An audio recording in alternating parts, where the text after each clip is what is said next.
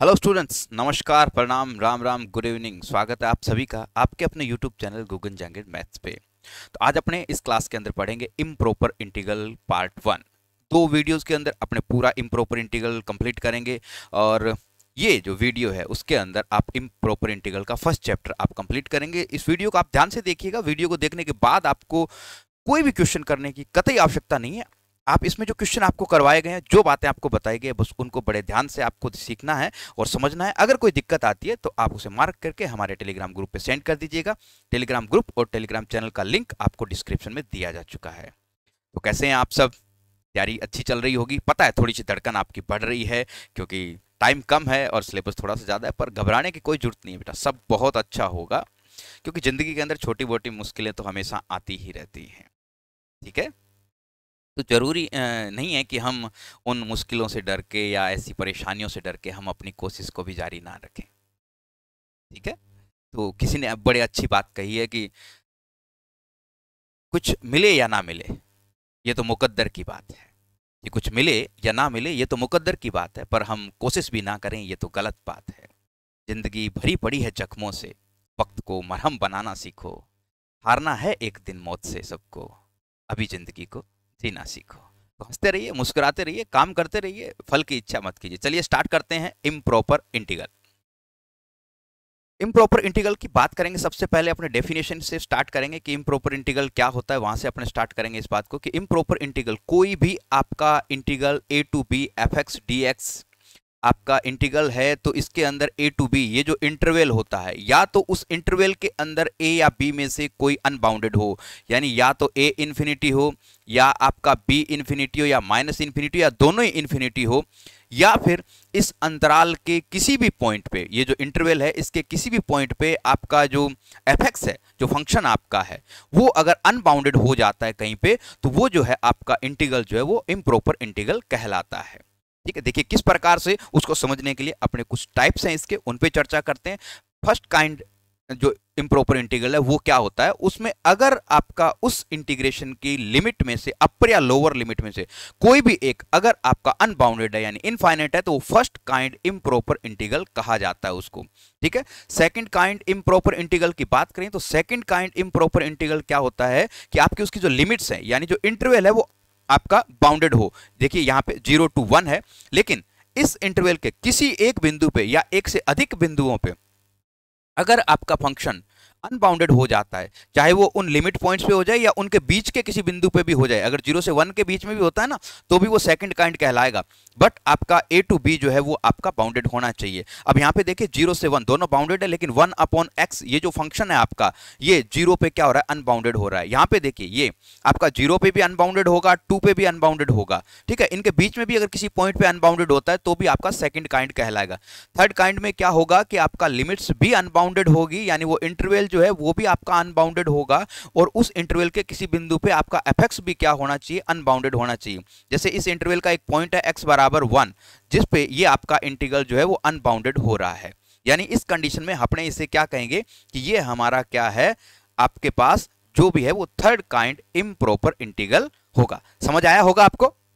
चलिए आगे कंटिन्यू करते हैं और बात करते हैं इम्प्रॉपर इंटीग्रल के कन्वर्जेंस की, किस प्रकार से अपने कन्वर्जेंस ज्ञात करेंगे। और इस वीडियो में अपने सीखेंगे फर्स्ट काइंड इम्प्रॉपर इंटीग्रल के कन्वर्जेंट के बारे में।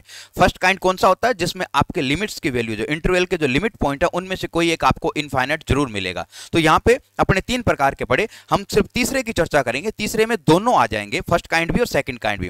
जो थर्ड काइंड होगा, जो भी बात होगी अपने, ठीक है, देखिए इस तरह का माइनस इन्फिनिटी टू इन्फिनिटी अगर आ जाता है, हो सकता है आपके पास अपर लिमिट जो है वो इनफाइनाइट हो, लोअर लिमिट इनफाइनाइट हो, या फिर अपर या लोअर दोनों ही क्या हो, इनफाइनाइट हो। तो 3 टाइप हो सकते हैं फर्स्ट काइंड के। तो फर्स्ट काइंड के तीनों टाइप्स की अपने यहाँ पे चर्चा कर लेंगे। अब इसको जब हम 2 भागों में डिवाइड करेंगे, फर्स्ट क्या करेंगे, एक इनके बीच का कोई पॉइंट लेंगे, ठीक है, minus infinity to a fx dx, तो ये अपना फर्स्ट काइंड हो गया। ठीक है, ये भी फर्स्ट काइंड ही है, लेकिन इस टाइप में अपने इसको चेंज कर लिया। इसमें लोअर लिमिट इनफाइनाइट है, और अगला जो पार्ट अपने लिखा a टू इन्फिनिटी, ऐसा अपने कर सकते हैं, इसमें अपर लिमिट जो है वो इनफाइनाइट है। अब इनको सोल्व करने के लिए इनकी कन्वर्जेंस यानी इनके अभिसरण की जांच के लिए अपने क्या करते हैं, अपने इस प्रकार इनको चेक करते हैं, limit x tends to infinity कर देते हैं, लिमिट फाइंड आउट करते हैं x टेंड्स टू इन्फिनिटी पे, और जहां इन्फिनिटी है वहां पे x पुट कर देंगे, x टू a हो जाएगा, ठीक है। और इसमें भी limit x tends to infinity a to x हो जाएगा। अब ये इंटीग्रेशन करेंगे पहले, और जो भी इंटीग्रेशन का वैल्यू आएगा उस पे limit x tends to infinity करेंगे। अगर वो फाइनाइट आता है तो कन्वर्जेंट रहेगा हमारा, अगर इनफाइनाइट आता है तो फिर आपका क्या हो जाएगा, डाइवर्जेंट हो जाएगा। क्लियर। अब देखिए एक एग्जांपल अपने यहां पे लेते हैं, ठीक है। ये एग्जांपल देखिए यहां पे minus infinity to infinity 1/1 plus x square, ठीक है। ये एग्जांपल आप देखिए यहां पे, ठीक है, माइनस इन्फिनिटी। अब इसको दो भागों में डिवाइड कर लेंगे, कोई भी पॉइंट आप बीच का ले सकते हैं, ठीक है। तो अपन यहां पे माइनस इन्फिनिटी टू 0 ले लिया, ठीक है, और 0 टू इन्फिनिटी ले लिया। ये दो टाइप्स अपने यहां पे बन गए। अब इसमें क्या करेंगे, limit x tends to minus infinity करेंगे, और जहां इन्फिनिटी है वहां पे x पुट कर देंगे, और ये इंटीग्रेशन अपने आगे लिख देंगे सेम। अब क्या करेंगे, अगला limit x tends to infinity करेंगे, जहां पे इन्फिनिटी था वहां पे x पुट कर देंगे, और फिर ये इंटीग्रेशन करेंगे सिंपली। जो इंटीग्रेशन अपने को जो रूल के अकॉर्डिंग जो इंटीग्रेशन होता है वो इंटीग्रेशन अपने इसको सोल्व करेंगे। तो ये इंटीग्रेशन किया 1/1 प्लस एक्स स्क्वायर का, हम जानते हैं क्या होता है, tan इनवर्स x होता है। तो यहाँ पे tan इनवर्स x आ गया, यहाँ भी tan inverse x, limit put की, limit x tends to infinity करके देखा तो tan इनवर्स 0 0 ही होता है, tan इनवर्स x इन्फिनिटी पे क्या देता है, π/2 देता है, माइनस इन्फिनिटी तो माइनस π/2 देगा, इसलिए माइनस टू माइनस प्लस π/2 आपको मिल जाएगा। ये क्लियर। तो इस तरह से अपने इसको सोल्व कर लेंगे। ये पाई आ गया यानी कन्वर्जेंट है। अब कुछ इसमें टेस्ट आते हैं, इंपॉर्टेंट टेस्ट की बात करते हैं। उन टेस्ट के आधार पे भी अपने इनके कन्वर्जेंट को, इनकी जो अभिसरण की प्रवृत्ति है उसको चेक करते हैं। सबसे पहला टेस्ट कंपैरिजन टेस्ट होता है। देखिए क्या कहता है कंपैरिजन टेस्ट। कंपैरिजन टेस्ट के अंदर हमारे पास कोई भी दो फंक्शन के रूप में आपका जो भी आपको फंक्शन दिया होगा, ठीक है, वो आपके दो फंक्शन की फॉर्म में होगा, ठीक है। किस तरह से कंपैरिजन टेस्ट आप देखिए। पहला कंपैरिजन टेस्ट क्या कहता है कि fx and gx are bounded and integrable in interval a to infinity. ध्यान रखिए आपको लिमिट हमेशा a टू इन्फिनिटी लेनी है, a का मान 0 नहीं रखना है। अगर किसी क्वेश्चन में 0 टू इन्फिनिटी आ रहा है, ऐसा आ रहा है 0 टू इन्फिनिटी, तो इसको चेंज कर दीजिए, आप 0 टू कोई a ले लीजिए, और ये क्या हो जाएगा, फिर प्रॉपर इंटीग्रल हो जाएगा। 0 टू a में प्रॉपर इंटीग्रल हमेशा कन्वर्जेंट होता है, और अगला पार्ट जो है वो आप बना लीजिए a टू इन्फिनिटी, और इसको चेकआउट कर लेंगे अपने। ये फर्स्ट काइंड इम्प्रॉपर इंटीग्रल हो जाएगा, सेकंड वाला। तो इसमें fx एंड gx दोनों ही अगर आपके बाउंडेड होने चाहिए इस इंटरवल के अंदर, फंक्शन बाउंडेड, याद रखिए फंक्शन क्या हो, बाउंडेड हो, और उनका इंटीग्रेशन हो सके, ठीक है। एंड इंटरवल क्या, a टू इन्फिनिटी, जहां a 0 नहीं है। ध्यान रखिए a 0 नहीं है, 0 है तो उसको आप नॉन जीरो बनाएंगे। अब अगर आपका gx जो है, gx जो भी फंक्शन है आपका gx, अगर उसका वैल्यू आप देखें ax greater than equal to a के लिए, जो पॉइंट a से लेके आगे जितने भी वैल्यूज हैं उन सब के लिए, कि मोड ऑफ gx अगर आपका less than equal to fx आता है, यानी fx से कम दे रहा है वैल्यू वो, तो अगर आपका fx कन्वर्जेंट हो जाता है तो gx भी क्या होगा, कन्वर्जेंट होगा। और अगर आपका fx डाइवर्जेंस हो जाता है, ठीक है, fx आपका क्या हो जाता है, डाइवर्जेंट हो जाता है, तो आपका gx भी आपका यहाँ पे क्या हो जाएगा, डाइवर्जेंट हो जाएगा। ये चीज आपको ध्यान में रखनी है। अब इस पे आते हैं अपने क्वेश्चन। देखिए देखिए क्वेश्चन क्या है, बहुत ही इजी सा क्वेश्चन आता है इस पे। 0 टू इन्फिनिटी फर्स्ट काइंड है, क्योंकि इसकी लिमिट इन्फिनिटी है, फंक्शन हमारे पास fx। अब ये दो फंक्शन में डिवाइड हो सकता है, एक तो कंप्लीटली इसको पूरे को आप fx मान लो, क्योंकि हमें इसको चेकआउट करना है, ठीक है। इसको अपने को जिसको चेकआउट करना है, एक तो फंक्शन उसको मान लिया अपन ने, इस कंप्लीट को तो अपन ने मान लिया gx, जिसको अपने को चेकआउट करना है। और हमें एक फंक्शन इसमें दिखाई दे रहा है 1/1 प्लस एक्स स्क्वायर, इसको मान लिया अपन ने fx। क्यों माना fx, क्योंकि इसमें जो इसका जो न्यूमरेटर है, gx का जो न्यूमरेटर है वो cos x है, और हम जानते हैं कि मोड ऑफ cos x हमेशा लेस देन इक्वल टू 1 होता है। लेकिन यहां इसमें हमेशा क्या है, 1 है, यानी यहां जो वैल्यू है, देखिए इनका डिनोमिनेटर दोनों का सेम है, fx और gx दोनों का डिनोमिनेटर यानी हर दोनों का सेम है, लेकिन इसका जो न्यूमरेटर है, gx का जो न्यूमरेटर है वो cos x है, और उसका value less than equal to 1 होता है, यानी 1 से कम भी हो सकता है, लेकिन fx में कभी भी 1 से कम नहीं होगा। तो हम यहाँ पे ये कह सकते हैं कि mod of gx less than equal to क्या होगा, fx होगा। ऐसा अपने यहाँ पे लिख सकते हैं कि नहीं लिख सकते, क्योंकि fx में तो 1 फिक्स है, और इसमें gx में क्या हो सकता है, लेस देन इक्वल टू 1 भी हो सकता है। तो अपने यहाँ पे ये कह सकते हैं कि gx का mod less than equal to 1/1 plus x square. अब हम इसको चेक कर लेंगे 1/1 प्लस एक्स स्क्वायर को, कि ये डाइवर्जेंट है या कन्वर्जेंट है। इसको जैसे हम चेक करेंगे, कैसे चेक करेंगे, जैसे अभी पीछे क्वेश्चन में किया, ठीक है। किस पे, 0 टू इन्फिनिटी के, क्या लगाएंगे वो, limit x tends to infinity, ठीक है। क्या कर देंगे, इसको अपने दो भागों में डिवाइड कर लेंगे। पहले तो आप है ना इसको ऐसे 0 से इन्फिनिटी हो ना, तो दो भागों में इसको डिवाइड कर लीजिएगा, हमेशा 0 टू a लिख दीजिएगा, ऐसा लिख ही देना आप fx dx, और दूसरा पार्ट जो है वो आप इसका बना लेना a to infinity fx dx। ये जो 0 to a है ये हमारा प्रॉपर इंटीग्रल हो जाएगा, क्योंकि इस अंतराल के अंदर हमारा फंक्शन है वो भी इंटीग्रेबल है और हमारा जो लिमिट है वो भी क्या नहीं है, बाउंडेड, सॉरी वो बाउंडेड है। इसका मतलब ये प्रॉपर इंटीग्रल होगा और प्रॉपर इंटीग्रल हमेशा क्या होता है, कन्वर्जेंट होता है। सेकंड पार्ट को हम चेक कर लेंगे। सेकंड पार्ट को चेक करने के लिए अब 0 टू इन्फिनिटी ना, आप 0 टू 1 भी लिख सकते हैं, जरूर नहीं आप 0 टू ए लिखें, 0 टू आप 1 लिखते हैं पहले, ठीक है। फिर इसको क्या कर दें, 1 टू इन्फिनिटी कर दें पहले, कोई दिक्कत नहीं है इसमें, ठीक है। क्लियर है, समझ आ रही है बात आपको। फिर आपको क्या करना है, देखिए यहां से आगे अब आपको क्या करना है, जैसे अब आप आगे बढ़ेंगे आपको इसको चेकआउट करना है। Limit x tends to infinity, सिर्फ यहाँ पे 1 टू x या a टू x जो भी आप लिखना चाहें वो लिख दीजिए, आप 1 टू x लिख दीजिए। जैसे आपने फर्स्ट किया है वैसे ही आप इसको भी सोल्व कर सकते हैं, ठीक है। वैल्यू जो भी आएगी आपके पास उसके आधार पर ये आपका कन्वर्जेंट हो जाएगा। और कन्वर्जेंट ये होता है, अगर ये कन्वर्जेंट है क्योंकि fx आपका जो है वो बड़ा है किस gx से। अब बड़े वाला अगर कन्वर्जेंट हो रहा है तो छोटा भी क्या होगा, कन्वर्जेंट होगा। ये चीज अपने को ध्यान में रखनी है, ठीक है। नेक्स्ट चलिए, कुछ और इंपॉर्टेंट क्वेश्चन है बेटा, इनको आप देख लीजिएगा। अब ये जो क्वेश्चन है इस क्वेश्चन में थोड़ी सी चीज आपको ये ध्यान रखनी है कि आप अगर इसको gx मान लेते हैं, अगर आप इसको gx मान लेते हैं, जो दिया गया फंक्शन है इसको आपने gx ले लिया, तो fx जो आप मानेंगे इसका इंटीग्रेशन तो हो नहीं सकता। इसके साथ अगर x आ जाए ना तो फिर इसका इंटीग्रेशन बहुत ईजी हो जाता है। और हम जानते हैं कि अब आपका ये x जो वैल्यू, जो भी वैल्यू अपन ने ली है, x जो वैल्यू लिया है अपन ने, इसके आधार पे e माइनस एक्स स्क्वायर हमेशा gx जो है वो इससे कम ही रहेगा fx से, क्योंकि इसमें x से अपन ने गुणा कर दिया और x का मान देखिए दो भागों में इसको डिवाइड कर लिया, 0 टू 1 ये प्रॉपर इंटीग्रल हो गया, 1 टू इन्फिनिटी x का मान 1 या 1 से क्या होगा, बड़ा होगा। तो उस कंडीशन में fx आपका जो है वो gx से हमेशा या तो बड़ा होगा या उसके बराबर ही रहेगा, ठीक है। क्योंकि x का मान 1 या 1 से हमने क्या ले रहे हैं, बड़ा ले रहे हैं। x देखिए यहाँ से यहाँ होता है ये x है, तो x का मान 1 या 1 से क्या हो जाएगा, बड़ा हो जाएगा। तो उस कंडीशन में ये gx हमारा क्या है, बड़ा है। अब इसका इंटीग्रेशन हो सकता है, इसलिए हमने ऐसा किया इसको। इसका इंटीग्रेशन करेंगे, ठीक है, फाइनाइट वैल्यू आएगी, फाइनाइट वैल्यू आएगी तो ये हमारा क्या हो जाएगा बेटा, कन्वर्जेंट हो जाएगा। इंटीग्रेशन कर लेना, ये इंटीग्रेशन कर सकते हैं आप। कैसे करेंगे इंटीग्रेशन, वही करना है आपको। Limit x tends to infinity क्या लेंगे, 1 टू x, ठीक है, और x e की पावर माइनस एक्स स्क्वायर और dx, ये इंटीग्रेशन कर लीजिएगा। सिंपल सा इंटीग्रेशन है, फाइनाइट वैल्यू दे देगा limit x tends to infinity पे, ये कन्वर्जेंट होगा तो आपका ये भी क्या हो जाएगा, कन्वर्जेंट हो जाएगा। अब इसमें देखिए, इसमें आपको क्या करना है, इससे x आपको बाहर निकालना है और 1 अपॉन x, इस तरह से इसको fx पूरे को और इसको gx मान लेना है, ठीक है। फिर आपको क्या करना है, fx को ही देखना है सिर्फ। आगे तो एक टेस्ट आएगा, उस टेस्ट से अपने को और पता लग जाएगा कि ये हमारा क्या है, कन्वर्जेंट है, ठीक है, या डाइवर्जेंट है, वहां और अपने को अच्छे से पता लग जाएगा। लेकिन यहाँ आप देख लीजिएगा कि अगर इसका कोई फाइनाइट वैल्यू आती है तब तो ये कन्वर्जेंट होगा और इनफाइनाइट वैल्यू आती है तो डाइवर्जेंट होगा। बस सिंपली करना क्या है आपको, यहाँ पे आपको यही करना है। Limit x tends to infinity क्या करेंगे, 2 to x 1 upon x dx, इसको चेक करना है। 2 टू x 1 अपॉन x, इसका क्या होगा बेटा, log 2 माइनस log x, ये इन्फिनिटी आएगा बेटा, क्योंकि जैसे इन्फिनिटी रखेंगे log इन्फिनिटी इन्फिनिटी होता है, ये इन्फिनिटी हो जाएगा। इन्फिनिटी होने पे ये आपका क्या हो जाएगा, ये आपका हो जाएगा डाइवर्जेंट। अगर ये आपका डाइवर्जेंट हो जाता है ना बेटा, तो फिर ये gx भी क्या हो जाएगा, डाइवर्जेंट हो जाएगा, सिंपली, ठीक है। आगे बढ़ते हैं बेटा, ये भी क्वेश्चन ऐसा ही बेटा, इसमें भी आप देख लीजिएगा, इसको आपको 1 अपॉन एक्स स्क्वायर को, इसमें जो 1 अपॉन एक्स स्क्वायर जो है इसको आपको क्या लेना है, वो आपको वैल्यू क्या लेनी है, इसको क्या लेंगे, fx लेंगे, ठीक है। आगे बेटा एक p टेस्ट आएगा, उससे ये दोनों क्वेश्चन बहुत इजी हो जाएंगे। इसमें p का मान 1 है, इसमें p का मान 2 है। अगला टेस्ट आएगा p, अभी पढ़ेंगे, देखो p टेस्ट आएगा, उससे ये दोनों क्वेश्चन और इजी हो जाएंगे। ये भी करने की जरूरत नहीं पड़ेगी आपको, ये जो लिमिट हम लगा रहे हैं ना, ये x टेंड्स टू इन्फिनिटी वगैरह ये लगा रहे हैं, ये भी लगाने की जरूरत नहीं पड़ेगी, सीधा हो जाएगा फिर, ठीक है। तो जैसे जैसे हम आगे बढ़ेंगे क्वेश्चन और ईजी होते जाएंगे। क्या करना है बेटा, p टेस्ट क्या कहता है, the integral dx upon x की पावर p, अगर ऐसा आपका कोई इंटीग्रल है where p is a constant term and a greater than 0, a आपका क्या है, ग्रेटर देन यहाँ पे 0 कोई भी हो, तो a convergent if p greater than वर्ग, अगर ये p ग्रेटर देन 1 है, p का मान ग्रेटर देन 1 है, तो 1 अपॉन x की पावर p हमेशा क्या होता है, कन्वर्जेंट होता है।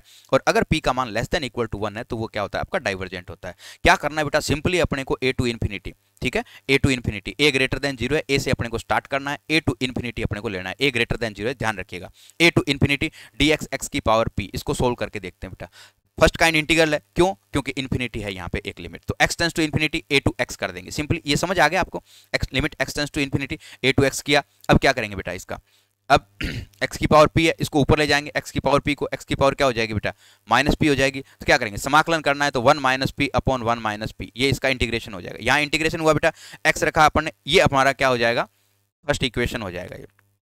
अब अपने क्या करेंगे बेटा, p के वैल्यू लेंगे, पहले अपने p का वैल्यू लिया ग्रेटर देन 1, ध्यान से देखिएगा, पी का वैल्यू लिया ग्रेटर देन 1।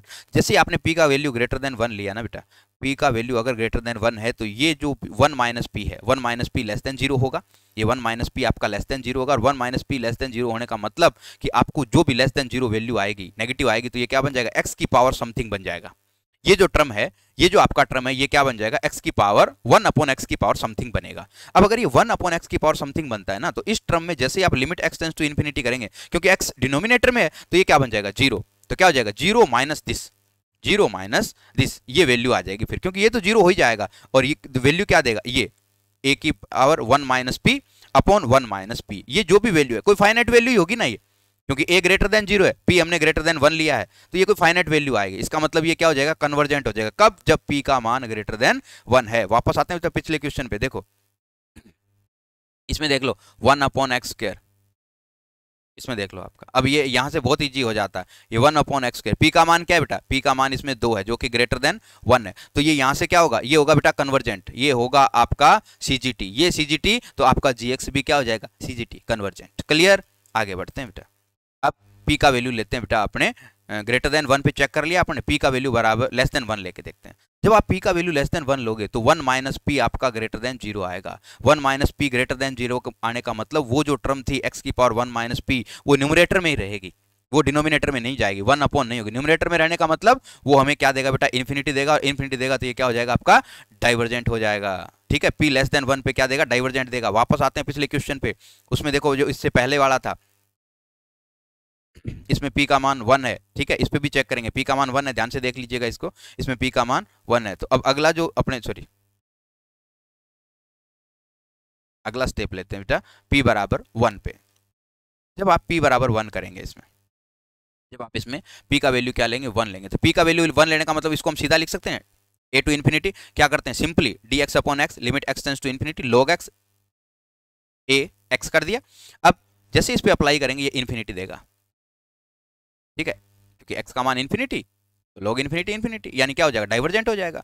यानी दो जगह पे डाइवर्जेंट हो रहा है, कब, जब p का मान लेस देन इक्वल टू 1 है, और p का मान अगर ग्रेटर देन 1 है, तो ये क्या हो रहा है बेटा, कन्वर्जेंट हो रहा है। सिंपली ये सिद्ध हो जाता है। ठीक है, अब इस पे बेस्ट बेटा कुछ क्वेश्चन है, इस पे बेस्ट आपके पास क्वेश्चन है। एक क्वेश्चन मैं आपको करवाता हूँ, समझाता हूँ क्या करें बेटा, sine square x upon x square, ठीक है, इसको एफ एक्स और जी एक्स वाले मेथड से अपने सोल्व करेंगे। पहले तो क्या करेंगे, 0 से a करेंगे, a को मान 0 से बढ़ा लेना, 0 से a, ये पहला पार्ट प्रॉपर इंटीग्रल हो जाएगा, कन्वर्जेंट है। अब a टू इन्फिनिटी लेके जाएंगे। अब इसमें क्या करेंगे, कंप्लीट को gx मान लेंगे, कंप्लीट को क्या कर देंगे बेटा, gx मान लेंगे, और fx किसको मान लेंगे, 1 अपॉन एक्स स्क्वायर को। हमें पता है gx, अब देखो बेटा इन दोनों में मैंने इसको लेस देन क्यों लिखा, क्योंकि साइन स्क्वायर x का मान क्या होना है, लेस देन इक्वल टू 1 आना है। मोड ऑफ साइन एक्स कह दो बेटा, चाहे आप क्या कह दो, साइन स्क्वायर एक्स कह दो, ये लेस देन इक्वल टू 1 आना है। ये 1 से कम भी हो सकता है, लेकिन इस फंक्शन के अंदर हमेशा ये क्या है, 1 ही है। ये थोड़ा सा बेटा मानने वाला ध्यान रखना है कि हम किसको एफ एक्स लें, ठीक है, किसको एफ एक्स लें, बस इतना सा ध्यान रखना है। बस 10-15-20 क्वेश्चन होंगे बेटा, बहुत इजीली आपको ध्यान में रख जाएगा कि हाँ एफ एक्स ये लेंगे ना तो F x into g x बनेगा, ठीक है, एफ एक्स इस जी एक्स से छोटा है, ठीक है, लेस देन इक्वल टू दिख ही रहा है बेटा, 1 है। तो अब जैसे ही देखो बेटा इसमें पी टेस्ट लगा देंगे, पी का मान कितना है, 2 है ना, जब p ग्रेटर देन 1 हो तो कन्वर्जेंट होता है, ये कन्वर्जेंट, तो वो कंपैरिजन टेस्ट जो पहले पढ़ा था, ये लेस देन इक्वल टू, इसका मतलब ये भी क्या होगा बेटा, कन्वर्जेंट होगा। क्लियर, सिंपल, ठीक है, हो गया बेटा क्वेश्चन। आगे बढ़ते हैं, कोई भी डाउट आए बेटा, कोई भी दिक्कत आए, ठीक है, क्लास के अंदर से स्क्रीनशॉट ले, मार्क करो, टेलीग्राम ग्रुप में भेजो, फिर सोल्व करवा देंगे, ठीक है। नेक्स्ट आता है बेटा म्यू टेस्ट, नेक्स्ट आता है आपका म्यू टेस्ट। इसमें क्या होता है बेटा कि अगर आपने जो फंक्शन आपने एफ एक्स अपॉन, इसमें क्या करेंगे, अपने जो टेस्ट आप अप्लाई करेंगे, जो भी आपका एफ एक्स जो आपको दिया गया है, अगर उस एफ एक्स के अंदर आपके हर के अंदर कोई एक्स की पावर बच जाए, और वो जो है एक्स टेंस टू इन्फिनिटी पे अपने को लिमिट फाइंड आउट करने में दिक्कत पैदा कर रही है, तो आप गुणा के अंदर वो एक्स की पावर लगा दो। जो डिनोमिनेटर के अंदर x की पावर आपके पास बच रही है, वो पावर आप क्या करो, गुणा में लगा दो, और वही हो जाएगा x की पावर म्यू। ठीक है कि f x is bounded and integrable function in a to infinity, और अगर x की power mu into f x, अगर l आ जाए, यानी उस लिमिट फाइंड आउट करने में वो जो डिनोमिनेटर के अंदर x की पावर आ रही है ना, वो अगर दिक्कत पैदा करती है, तो वो पावर आप लगा दो कहां, गुणा में, और गुणा में लगा के वो न्यूमरेटर की पावर कैंसिल आउट हो जाएगी, और आपको फंक्शन का वैल्यू मिल जाएगा l। अब अगर ये l जो है उसके आधार पे और म्यू के आधार पे अपने बताएं कि ये कन्वर्जेंट होगा या डाइवर्जेंट होगा। अगर आपका म्यू ग्रेटर देन 1 है और एल फाइनाइट है तो कन्वर्जेंट होगा, म्यू ग्रेटर देन 1 और एल फाइनाइट तो कन्वर्जेंट होगा। और अगर आपका mu less than equal to 1, mu आपका लेस देन इक्वल टू 1 और एल नॉट इक्वल टू 0, कुछ भी हो सकता है इनफाइनाइट कुछ भी, एल नॉट इक्वल टू 0 होना चाहिए, तो वो आपका क्या होगा। अब देखो बेटा इससे ये देखो क्वेश्चन है, यहाँ ये दो क्वेश्चन है, ठीक है। इसमें क्या करेंगे बेटा, एक्स की पावर 2 है ना नीचे, ऊपर क्या है 3/2, तो क्या बचेगा डिनोमिनेटर में हमारे पास 1/2 बच जाता है, जो इस फंक्शन की वैल्यू ज्ञात करने में दिक्कत करता है। एक्स टेंस टू इन्फिनिटी पे, limit x tends to infinity पे इसकी वैल्यू इन्फिनिटी कब आती है, इनफाइनाइट कब हो जाती है बेटा, जब आपका ये x यहाँ पे बच जाता है। अगर हम x की पावर 1/2 गुणा में ले लें तो वो पावर कैंसिल हो जाएगी और इसकी कोई फाइनाइट वैल्यू आ जाएगी l, और फिर म्यू का मान क्या है बेटा, लेस देन इक्वल टू 1 है, और एल नॉट इक्वल टू अगर 0 आ जाता है तो ये अपने आप क्या हो जाएगा, डाइवर्जेंट हो जाएगा। एक क्वेश्चन और है बेटा, यहाँ मैंने ये देखियो कर रखा है, ये आप कीजिएगा एक्स की power 2m upon 1 plus x की पावर 2n, तो अपने इसमें क्या करेंगे बेटा, म्यू का मान लेंगे 2n माइनस 2m, ये अपने म्यू का वैल्यू ले लिया, म्यू का वैल्यू अपन ने क्या ले लिया बेटा 2n माइनस 2m, तो इसकी सहायता से अपने क्या है इसकी लिमिट की वैल्यू निकालेंगे, ठीक है। आप लिमिट की वैल्यू निकाल लेंगे क्योंकि ये कैंसिल आउट होगा, वैल्यू दे देगा 1, ये लिमिट आपको निकालनी आनी चाहिए बेटा, लिमिट तो निकालनी आनी चाहिए अपने को। तो अब ये म्यू का वैल्यू तो 1 आ गया, ठीक है, जो कि नॉट इक्वल टू 0 है और फाइनाइट भी है। अब म्यू का मान किस पे डिपेंड करेगा, म्यू का मान डिपेंड करेगा एन और एम पे, क्योंकि इस क्वेश्चन के अंदर बेटा दिया गया है कि एम और एन दोनों ही क्या हैं, पॉजिटिव हैं, धनात्मक हैं, ठीक है। तो अब क्या हो सकता है कि एन अगर बड़ा हो किससे, एम से, एन अगर बड़ा हो किससे, एम से, अगर एन आपका एम से बड़ा है तो म्यू का मान अपने आप ही क्या हो जाएगा बेटा, ग्रेटर देन 1 हो जाएगा, ठीक है। और अगर म्यू का मान ग्रेटर देन 1 कब होगा, जब एन का मान बड़ा होगा एम से, ठीक है। और म्यू का मान लेस देन इक्वल टू 1 कब होगा, जब एम का मान या तो बराबर आ जाए, ठीक है, एम के, या फिर उससे छोटा हो जाए। तो उस कंडीशन के अंदर जब एन हमारा बड़ा होगा एम से तो म्यू ग्रेटर देन 1 होगा, उस कंडीशन में तो ये कन्वर्जेंट होगा। और अगर एन का मान less than equal to m आ जाता है तो म्यू का मान आपका या तो 1 से बराबर हो जाएगा या 1 से क्या हो जाएगा आपका छोटा हो जाएगा, तो उस कंडीशन में ये क्या हो जाएगा, डाइवर्जेंट हो जाएगा, ठीक है। नेक्स्ट आता है बेटा एबल टेस्ट। एबल टेस्ट क्या कहता है बेटा, दो फंक्शन के गुणा के दौरान लगता है, कि कोई दो फंक्शन अगर गुणा की फॉर्म में है तो इसको हम अप्लाई कर सकते हैं। अब कहता क्या है बेटा एबल टेस्ट कि a to infinity f x d x अगर कन्वर्जेंट है, ठीक है, a to infinity f x d x, इसको आपको ये एफ एक्स का आपको पता होना चाहिए कि कन्वर्जेंट है, ठीक है, इसका आप सिंपली पता लगा पाओ कि ये कन्वर्जेंट है। और जी एक्स जो है वो एक्स ग्रेटर देन ए के लिए, यानी ए से बड़े सभी मानों के लिए आपका बाउंडेड और मोनोटोनिक, मोनोटोनिक मतलब एक दिष्ट वर्धमान होना चाहिए, एक दिष्ट ह्रासमान होना चाहिए। तो उस कंडीशन में इन दोनों फंक्शन का गुणा जो है वो कन्वर्जेंट होगा। क्या करते हैं बेटा, ये क्वेश्चन देख लीजिएगा, एक ही क्वेश्चन है, इस पे बेस्ट एग्जांपल, अच्छा एग्जांपल है।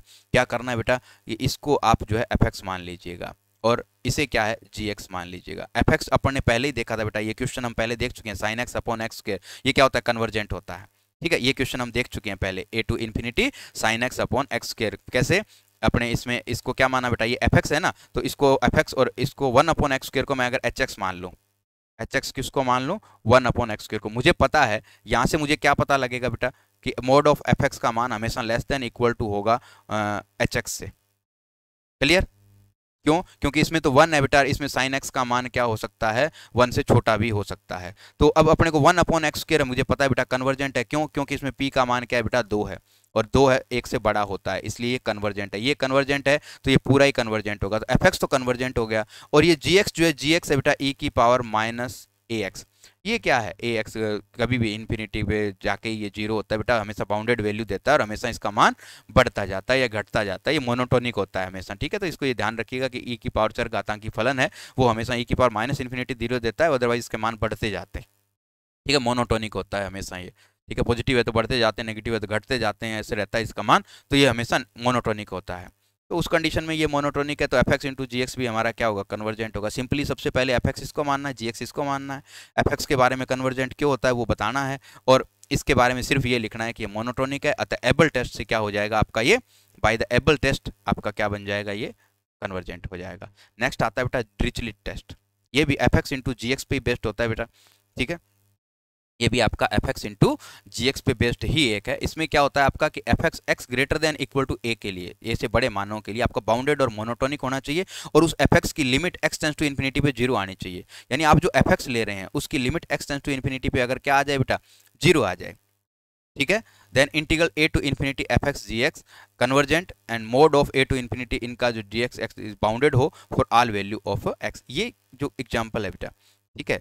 और ये जो अभी अपन ने e की पावर माइनस ए एक्स, ठीक है, साइन एक्स अपॉन एक्स, अगर ऐसा आता है, जरूरी नहीं है हम इसमें डिरिचलेट टेस्ट लगाएं, हम इसमें बेटा एबल टेस्ट से भी इसको क्या है कर सकते हैं, सोल्व कर सकते हैं, ठीक है। इसको आप देख लीजिएगा, ठीक है, तो इसे आप कर सकते हैं। नेक्स्ट आता है बेटा एक टेस्ट और है आपका, ये अनुपात परीक्षण, ठीक है, क्वेश्चन टेस्ट इसको बोलते हैं, कि f x upon g x दो फंक्शन है, पॉजिटिव फंक्शन होने चाहिए बेटा। ये चीज आपको ध्यान रखनी है कि दोनों के दोनों फंक्शन जो है वो पॉजिटिव फंक्शन हो। F x and g x are two positive value function, और limit f x upon g x का वैल्यू अगर एल आ जाए, मतलब कोई फाइनाइट नंबर आ जाए, तो एल अगर जीरो नहीं है और वास्तविक राशि है, तो a to infinity f x and g x दोनों या तो कन्वर्जेंट होंगे या दोनों क्या होंगे, डाइवर्जेंट होंगे। या तो दोनों एक साथ कन्वर्जेंट होंगे या दोनों एक साथ डाइवर्जेंट होंगे। अब अगर एल बराबर जीरो आता है, पहली बात l not equal to zero होना चाहिए। अगर एल बराबर आपका जीरो आता है and a to infinity g x, अब जी एक्स आपको एक को किसी को तो देखना पड़ेगा ना, वो दो के गुणा के रूप में F x into g x, ठीक है, फिर F x upon g x के रूप में आपको मिलना चाहिए, F x upon g x, एक को एफ एक्स मानेंगे एक को जी एक्स मानेंगे, तो आपका जी एक्स, अगर आपका जी एक्स कन्वर्जेंट है तो एफ एक्स भी क्या होगा, कन्वर्जेंट होगा। और एल अगर इन्फिनिटी आ जाता है और जी एक्स अगर डाइवर्जेंट हो जाता है तो एफ एक्स भी आपका क्या होगा, फिर डाइवर्जेंट होगा। ये बताता है ये टेस्ट। अब कुछ क्वेश्चन है बेटा इस पे बेस्ट। अब इस पे क्या करेंगे अपने, इसको एफ एक्स कंप्लीट को मान लिया, ये जो कंप्लीट है इसको आप क्या कर देंगे बेटा, एफ एक्स मान लेंगे जो कंप्लीट वैल्यू है, और जी एक्स मान लो इसको, क्यों जी एक्स इसको, क्यों, क्योंकि हमें पता है कि हम इसको बहुत इजीली सोल्व कर पाएंगे पी टेस्ट से, एक्स की पावर 3/2 होगी, ठीक है। अब F x upon g x से एल का मान निकाल जाएगा, क्यों, क्योंकि F x upon g x क्यों निकल जाएगा बेटा एक्स टेंस टू इन्फिनिटी पे, क्योंकि इसके हर में, एफ एक्स के हर में एक्स की पावर आ रही है 3/2, तो अगर जी एक्स भी अपने 3/2 लिखेंगे ना, तो F x upon g x वो 3/2 पावर कैंसिल होगी, तब अपने को 1 देगा, इसलिए अपने जी एक्स लिया है 1 अपॉन एक्स की पावर 3/2। और जी एक्स के बारे में हम इजीली बता देंगे पी टेस्ट से कि ये कन्वर्जेंट है, अगर ये कन्वर्जेंट है तो फिर हमारा कंप्लीट भी क्या होगा, कन्वर्जेंट होगा। एक एग्जांपल और है बेटा, इसको और देख लीजिएगा आप, इस पे ही बेस्ट ये एग्जांपल और देख लीजिएगा। इसमें क्या करना है बेटा आपको, वन, ये इंपॉर्टेंट एग्जांपल भी है बेटा, इसको थोड़ा ध्यान से देखिएगा। 0 to infinity 1 upon 1 plus x minus e की power minus x d x upon x. इसको बेटा आप क्या करेंगे, पहले 0 टू ए करेंगे, ये जीरो जहां आए ना बेटा तो 0 टू ए, ये ध्यान रखिएगा, ठीक है, बहुत बार बता चुका मैं आपको, क्योंकि बार बार ध्यान रखने की जरूरत नहीं पड़े, फिर एक ही बात दिमाग में रहे। 1 टू इन्फिनिटी कर दिया बेटा, आगे 0 to a, a to infinity कर दो, बोले कोई दिक्कत नहीं है।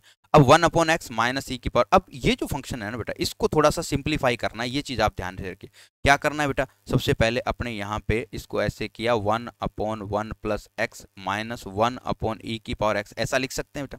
अब इसका एलसीएम क्या लेंगे बेटा, इसका एलसीएम आएगा ई की power x into 1 plus x, तो यहाँ पे आ जाएगा बेटा ई की पावर एक्स, ठीक है, और माइनस यहाँ पे आ जाएगा बेटा 1 प्लस एक्स, ठीक है।